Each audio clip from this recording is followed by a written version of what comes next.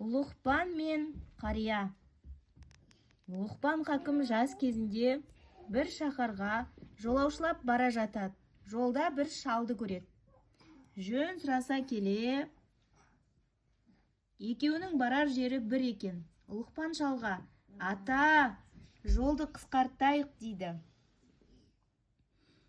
Шал: «Жоқ».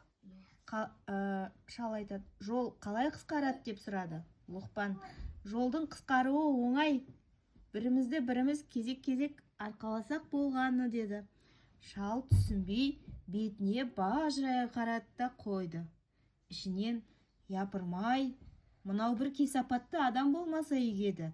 Сөзінің түрі жаман екен.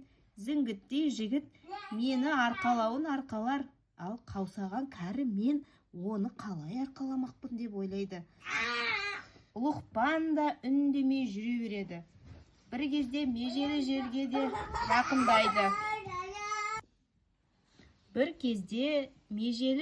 де жақындайды. Қаланың кіре берісінде пісіп, жайқалып тұрған бидайды көрді. Лұқпан шалға: «Ата, мына егін сіздікі, сіздің елдікі ме?» деді. Шал: «Иә, біздің елдікі» деді. «Иесін білесіз бе?» «Білемін». «Ендеше бұл желініп қойған егін бе, әлде желінбеген егін бе?» деді. Шал тағы да бетіне ажырайып қарайды. Ішінен: «Япырмай, мынаның бір сөзінен бір сөзі сорақы болды-ау. Орылмай тұрған егінді көре тұра бұл не айтқаны?» деп ойлады.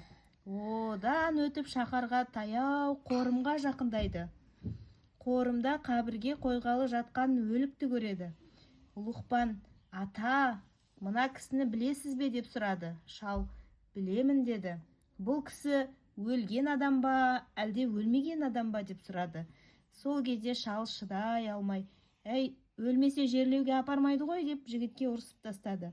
Лұқпан үндемеді. Шал марқұмның туыстарымен бірге мәйітті көрге қойысып, құран бағыштайды. Бала былай шыққаннан кейін Лұқпан: «Ата, әлгі кісі өлмеген екен» деді. Қарт ажырайып қарап ішінен: «Иә, Құдай, мынау бір ақымақ бала екен. Кесапатынан құтқара көр. Көмілген адам тірі бола ма? Бұл не сөз?» деді. Күн кеш болады. Екеуі қарттың үйіне келеді. Қарт оны ұнатпаса да, күні бойы серік болғансын, амалсыз үйіне қондырмақ болады. Шалдың бойжеткен жалғыз бір қызы бар екен. Қонағы